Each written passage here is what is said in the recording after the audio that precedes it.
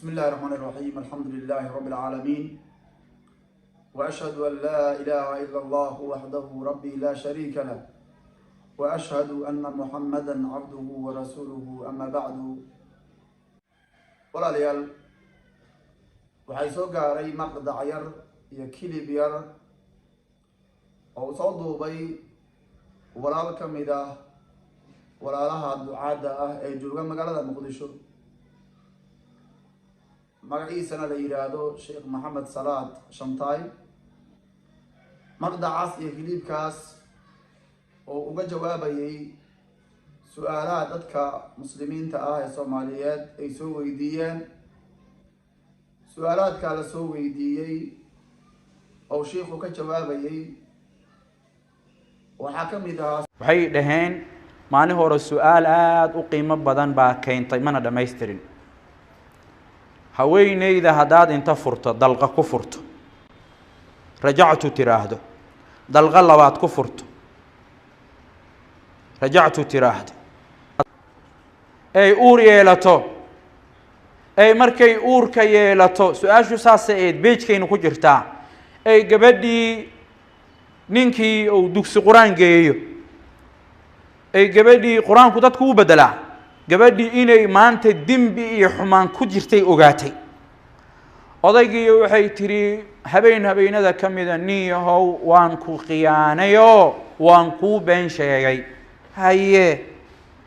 aniga iyo adigu nin nooma dhaxaynin hadaad i furtay kadib nin aan isa soo aragnay oo aan guri u tagay oo isoo furay oo aan ka cud tirsaday ma jiro cunuga muxuu naqanayaa halkaas kaga hartay dheheen cunuga wuxuu naqanayaa garac waa wacal sheekha jazakallahu khayran waxa see khaldan mas'aladaasna meeshii mudneed iyo jawaabdeedii saxda ahayd ma aha dalaaqa iyo rajciga iyo masaa'isha ku saabsan sheekha inuu muraajaceeyo oo soo fiiriyo ayaan jeclaan lahaa waayo kitaabo fara badan ayuu heli karaa oo ka fiirin karaa laakiin sheekhu nin wax daalacda amba nin wax akhriya inuusan ahayn ayaa jawaabdiisu kacay walaal ana ku naseexaynaya masaa'isha lagu soo weydiiyey intaadan ka jawaabin ka hor waxaa kuu fiican amba kuu khayr badan adduunkaaga iyo aakhiradaada in aad dib u laabato oo aad soo muraajacaydo oo masaa'ishii jawaabdeedii iyo wixii culimmadu ka dhaheen aad soo bandhigtaa laga doonaya ama wixii fataawo ah inaad u dayso dadka ehelka u ah oo culimmada ah faraha uga qaado oo howlahaaga kale youtubernimadkaaga aad sii wadato ayaa kuu khayr badan taa waa nasiixa haddaba su-aashii sheekha iyo jawaabdii uu ka bixiyey waxaan sheekha rabaa insha allahu tacaala maqdacan inuu ka faa'iidaysto haddii gabar la furo laba mid bay naqanaysaa in dalaaqii loo dhamaystiray oo saddexdii dalqadood dhammaatay iyo inay wax ka harsan yihiin oo dalaaq amba laba dalaaqo gabadhii lagu furay haddii dalaaqu uu dhammaado waxaa loo yaqaanaa baa-ina waxaa loo yaqaanaa baa-ina baa loo yaqaanaa haddii dalaaqii gabadha la furay ay wax ka harsan yihiin oo mid lagu furay amba laba lagu furay oo mid sii harsan yahay ayadana waxaa loo yaqaanaa rajciya baa loo yaqaanaa ninka dalqada ku furay amba laba dalqadood ku furay sharcigu wuxuu u ogol yahay inta gabadhaasu ciddada ay ku jirto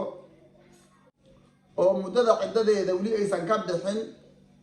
sharciga wuxuu u fasaxayaa uu u ogol yahay inuu soo ceshan karo shardina maaha in gabadhu ay raalli ka tahay ay ogoshahay shardi ma aha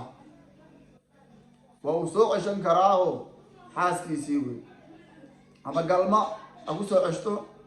amba rajactu afkaa ka yidhaahdo haddii gabadha dalqad lagu furay amba laba dalqadood lagu furay oo muddadii ciddada ay dhammaatay intii jaaniska ninkan uu haystay ay ka dhammaatay oo gabadha 3 cuddo ay ku dhacday waxaa weli ninkan u bannaan inuu gabadhii doonto weligeedii weydiisto nikaax cusub lagu soo xerogeliyo ayaa u bannaan wey uma baahna inay nin kala aado uma baahna in lasoo guursado in ay meelo kale kusoo dhaxdo ma baahna maadaama ninkan dalqad amba 2 dalqadood oo ku furay welina ay wax u laabnaayeen waqtigii loogu talagalay oo kusoo ceshan karayna ay ka dhammaatay oo 3 cuddo ay ka dhammaatay weli waxaa u bannaan oo sharcigu u ogol yahay inuu doonto gabadha si sharci ah weligeedii weydiisto oo sii guursado guur cusub guriga ula yimaado ayaa u bannaan wey taa markaas ku khaldin gabadha baa-inada ah oo 3 dalqadood lagu furay iyo gabadh rajci ah isku khaldin midda baa-inada ah oo 3 dalqadood ay dhammaatay taa weeyaan midda 5 shardi ee aad sheegtay loo shardinayo culummaduna kaaga horreeyay taas waa fiicanta laakiin haddii 1 dalqad amba 2 dalqadood lagu furo ninkan waa uu soo ceshan karaa haddii soo celiskaa labaadna ay ur qaado cunugiisii weeye wax wacala ma jiraan haddii waqtiga uu soo ceshan karo oo 3 cuddo intaysan ku dhicin ama 3 cuddo hadday dhammaatana oo waqtigii ninkan uu soo ceshan karayna ay ka dhammaatay